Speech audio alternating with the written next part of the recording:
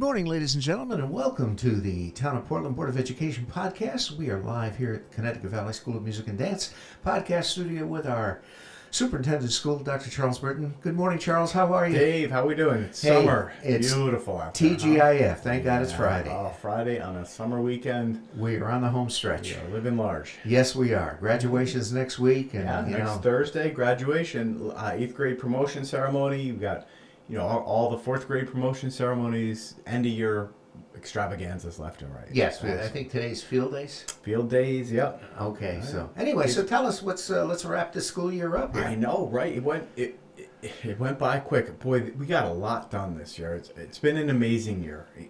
What's neat to me is the last few years, we've been ending the year and everybody I think was like exhausted and tired, but in kind of a bad way. Yep. With COVID and masks and all the nonsense we've been through. But this year, I think, at least I feel, and a lot of people I talk to are agreeing with. We're end of the year. We're tired. We've been run a marathon here, but I think we're ending the year. The morale is still high. Yep. I think we're feeling a great sense of accomplishment.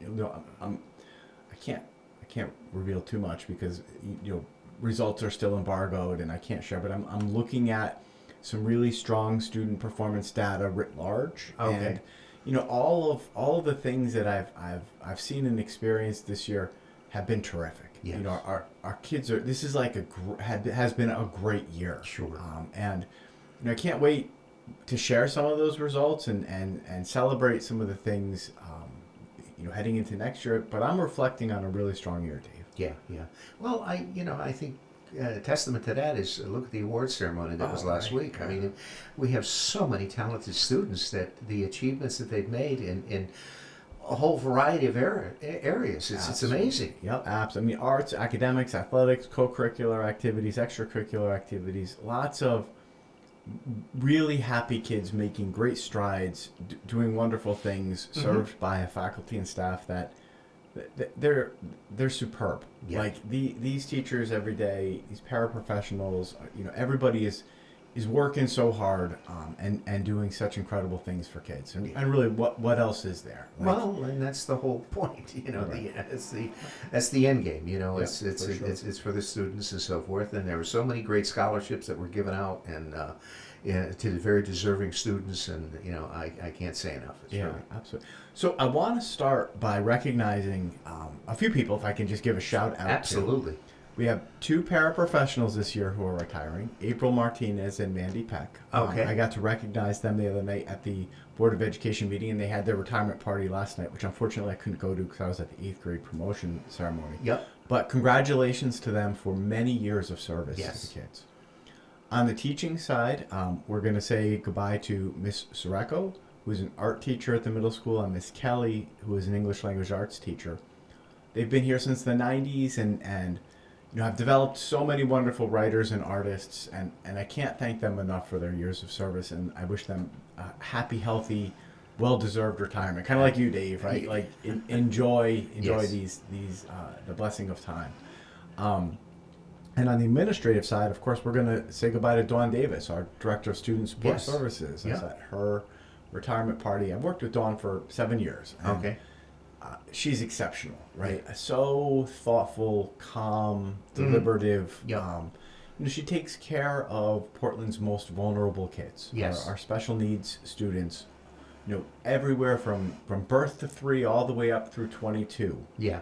That's the range of students with any level of abilities that she makes sure are provided everything they need to be on a course to success in life. And boy, if there is a spot in heaven, it is reserved for Dawn Davis. There you go. It is amazing. And she, 7 years that she's been with us? About 7 years. Okay. Yep, she got us all the way through COVID and kept us together. Wow. And of course, people moving on to other careers. We have not many, but a few teachers leaving, and then of course Jessica Bruin, our Valley View principal, is taking a principalship in Burlington. Okay. So she's going to be leaving. I wish her all the best of luck. She's been here 8 years. Okay. Done great work with us. But a little closer to home for her. Sure. And she's kind of looking at the Act 3 of her career, kind of like me, right? That There you go. so I wish all the people who are leaving this year best of luck and extend appreciation, and of course, new people coming on board. Yeah. Right. We have a new principal at Valley View. It's Okay. going to be Ryan Wallstrom. Okay. We're moving him from Gildersleeve to Valley View. Tracy Graff, longtime educator in the district, Okay. is going to take over Gildersleeve next year. Okay. And Sarah McLaughlin, our current VCBA, is taking over for Dawn. Oh, okay. And I got to tell you, one of the things I'm most proud of in this district is that we grow our own leaders. Well, you hire from within. You hire from. I mean, there's always benefits to some balance of external and internal people. Yeah. Yeah. But it's the sign of a really healthy district when we can identify talented people in-house, Yeah. put them on paths to more responsibility and leadership positions, and Yep. then encourage them to pursue the degrees and credentials and get ready, and then that transition then for us is incredibly smooth. Sure. So Well, they know the system, they know the topology, so it's not like you're coming in, right, knowing nothing, as far as that goes. And, 100%. Absolutely. So I'm energized. I'm optimistic. We're ready to end a great year and start another great year. Mm-hmm. Yeah. Now, I know we did the facilities committee, spent some money on that and got to, update us on the timelines as far as that goes. Things are moving. Okay. Right? So this past week, the Board of Selectmen met, and then everybody can watch the meeting. Yep. And considered the motion or the resolution to move to a public hearing a question. Yes. To ask Portland for $68 million. Yep. Right, to renovate to new and expand Valley View Elementary School to create a pre-K to 5 school. I have no doubt, like, people will hear $68 million and get sticker shock. Like, Yes. whoa. But I just want to remind everybody, that is not even close to what Portland's going to have to pay back. Sure. We don't know yet. We won't know until July 1st, but Portland will be eligible for somewhere in the neighborhood of 47 to 50% reimbursement from the state. Mm-hmm. And we get some bonuses for our relationship with Open Choice, and that we're including early childhood education in that facility. Okay. I project that we're going to be somewhere in the neighborhood of 53 to 55% reimbursement. That's not too shabby. So, knock 33 million right off the top. There you go. Right. Then, of course, we have to factor in the overhead savings and the whenever you downsize, you got administrative savings. You have a lot of administrative savings. I truly believe over a 30-year period that you have to spend money to make money. Absolutely. Right. That is going to be truly fiscally sustainable for Portland. Uh-huh. And as we, assuming things go well, we'll know these numbers. People will see them. Sure. That said, what more importantly to me, I think it's going to put us on a path, if it's supported by the town, Mm-hmm. to create a wonderful school for our kids. Right? Yes. Yes. We do not have wonderful facilities for our kids right now. Well, they're aging. They need help. They're not good. And nobody, fortunately, in town anymore is saying, they're fine, they'll be good for another 30 years. I think everybody recognizes that these facilities are terrible. they're old. Yes. They haven't been fixed up. There haven't been a lot of capital improvements made. No. Capital improvements made for going on 30 years now. We have to fix them up. Well, and unfortunately, during budget season, the capital expenditures are the first thing that usually slide to the floor. That's right. Yeah, I get it. I get it. And hey, I don't criticize any previous leaders or leadership teams for making decisions. They're all hard decisions that have to be made. Yep. And we have to recognize it's where we are. All we can do is accept where we are, move forward, and maybe be a little bit more planful in the future, so we don't get caught in these things where tracks are closed and. Sure. Well, there comes time to pay the piper, Right, and then right. Unfortunately the time is here. Yeah. So what happened on Tuesday was the Board of Selectmen moved the resolution to what's called a public hearing. Yep. That public hearing will be on June 18th. And that's going to be at the media center at the high school. Correct. Yeah, I think we're moving up there because hopefully people will come out. Yeah. And as the name suggests, a hearing is an opportunity to hear from the public. Yep. So people should come out if they're opposed to this. Come out and say why. Yep. You know what? I'd love to hear if people are opposed to it. Maybe what they're for. Yep. Yep. I don't think we've left any stones unturned. No. This is one of many options. But if people have a preference for maybe keeping 2 elementary schools, or I've heard lots of ideas. Yeah, yeah. Everybody's got an opinion in this country. Oh, yeah, yeah. And then at the public hearing, after the Board of Selectmen hear from the public, Yep. they then would take action. And if it's something they want to do, Yeah, I hope, they let the voters decide, it would move to a town meeting That's correct. on June 26th. Yes, and that location is to be determined. Correct. And then at that, really, that's the place where the town would meet, Yep. consider the bonding resolution, and then it's interesting, adjourn to a referendum. Mm-hmm. So they would, if it gets through the 18th and gets to the town meeting, Yep. you meet for the town meeting, you sort of open the meeting, and then you adjourn, Yep. and then it ends up on the ballot in November Yep. as a question. Sure. So in November then, I love democracy. Yep. This is why we want to fight to defend our democracy and protect it from any potential autocrats or crazy people that want to take it from us. Yep. Yep. Let the people speak. Absolutely. And let everybody speak. Yeah. This is where what I've been saying is, hey, let the public speak. And then trust the integrity of the vote and abide by the wishes of the majority. Sure. That's how democracy works. Absolutely. Right. And if it is successful and the majority of the people want it, well, that's what we'll do. Yep. Yep. If the majority of the public doesn't want that, I'm not going to be upset or offended. I'm going to pick myself up and go in a different direction. Yeah. Whether that means capital improvements or bonding to fix the schools that we have, okay. Yeah. But I trust democracy. I Yeah. trust the people. And we'll see the yard signs, we'll see the social media, people will be out there Oh, yeah. for and against. Yeah. Yeah. But that's what we treasure in this country. Yes. And let's go. Let's Yeah. go. Let it happen. Yeah. Yeah. Well, and again, the survey that was basically distributed to all of the That's right. townspeople and the voters in the town. Okay, it was overwhelmingly, positive that we, decommission, Gildersleeve and the Brownstone School. That's right. And look, it wasn't unanimous. Now, No vote's going to be unanimous. Right. But a strong majority of people saw the value, both in terms of the fiscal solvency and savings from consolidating, and the educational benefits.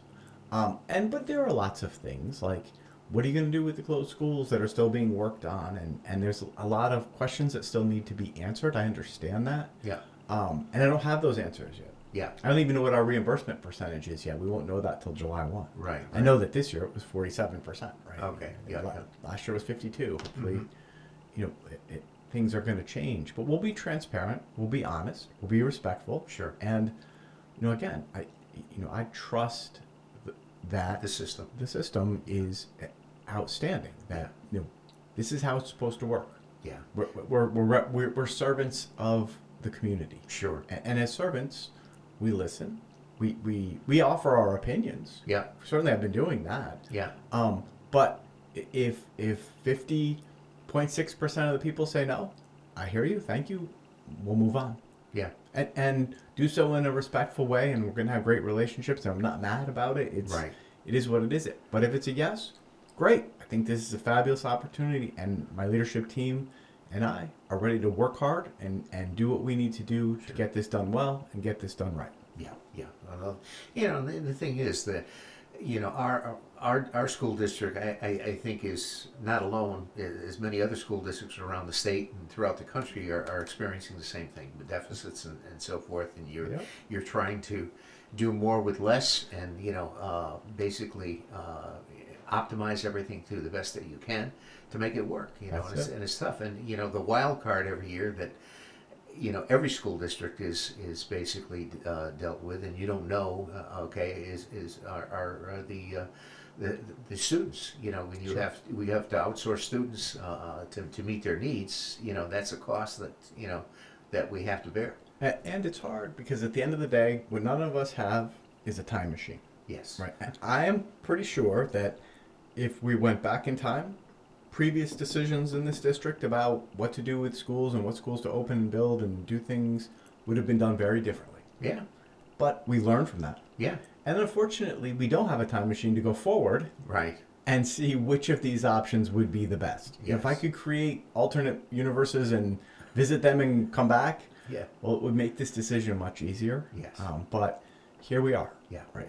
It is at this point time for a decision. Yeah. Right? I mean, we've talked this thing to death. Yep. Yeah. Well, and this that's the thing. You know, you get to a point and reiterate. So the public. Yeah, June 18th. June 18th, and that's going to be at the media center. Yep, come on at the out high in school. person or Zoom in, Mhm. and speak your voice. Let's hear what you have to say, good, bad, or indifferent. Yeah.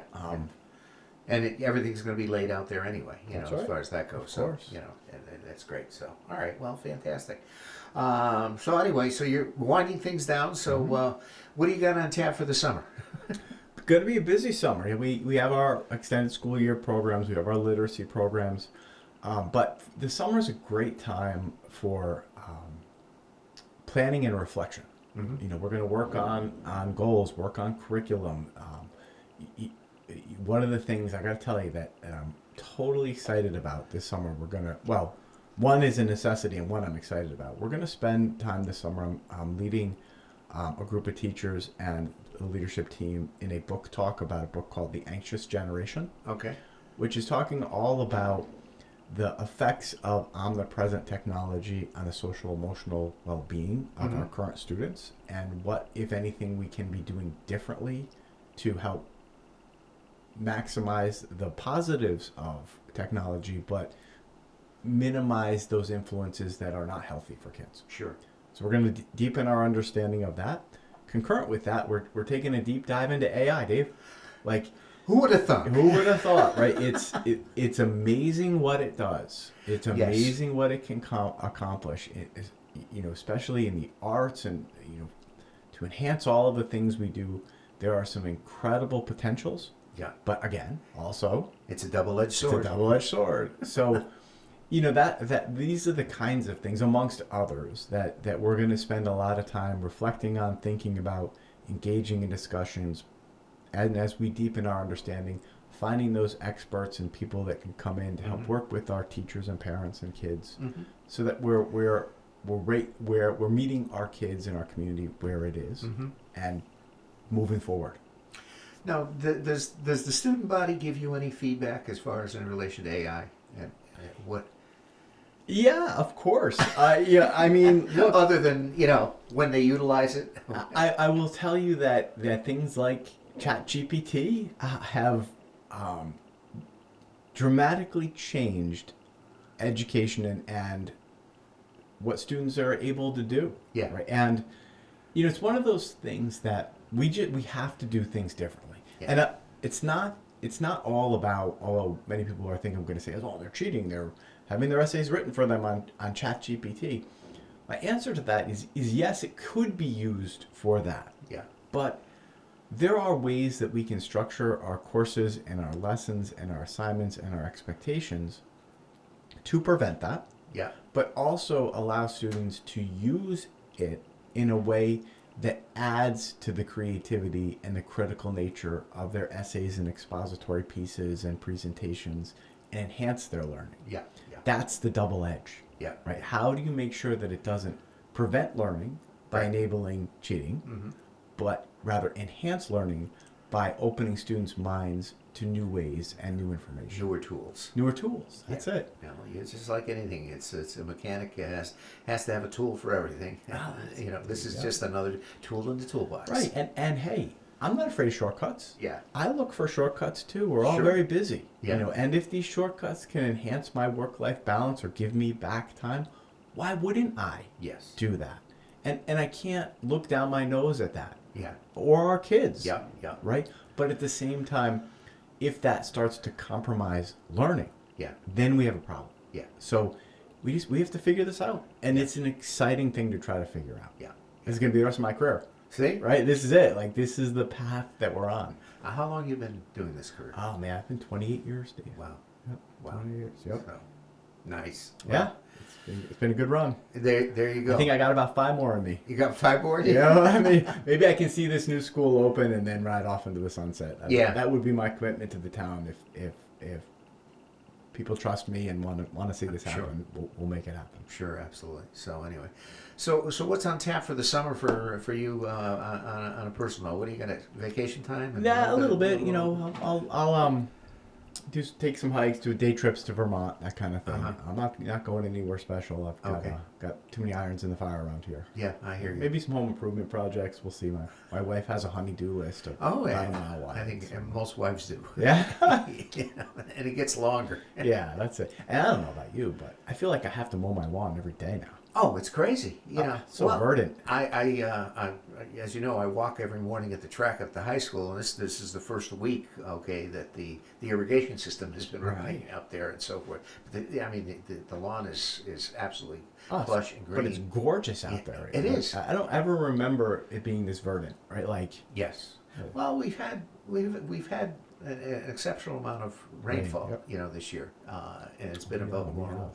But it goes in waves, you know. Yep. We get 3 or 4 days of monsoon, and then we get some hot weather. So you know, it's a balance, you know, whatever. So that's good. So, all right, well, fantastic. All right, well, we'll look forward to you know what the future brings, you know, on the school front, and again, looking forward to graduation next Thursday. Right, come on out. And it's going to be, hopefully, knock on wood, we have good weather to have it outside. Good. And so forth. That'd be great. Sure. So, And I hope everybody has a wonderful summer. Be safe. Enjoy the time with family and friends. You know, camps, hikes, vacations. That, you know, this is the time we all look forward to. spend family time. Yeah, we deserve it. So have a great summer, everyone. I look forward to seeing you all in the fall. All right. And away we go.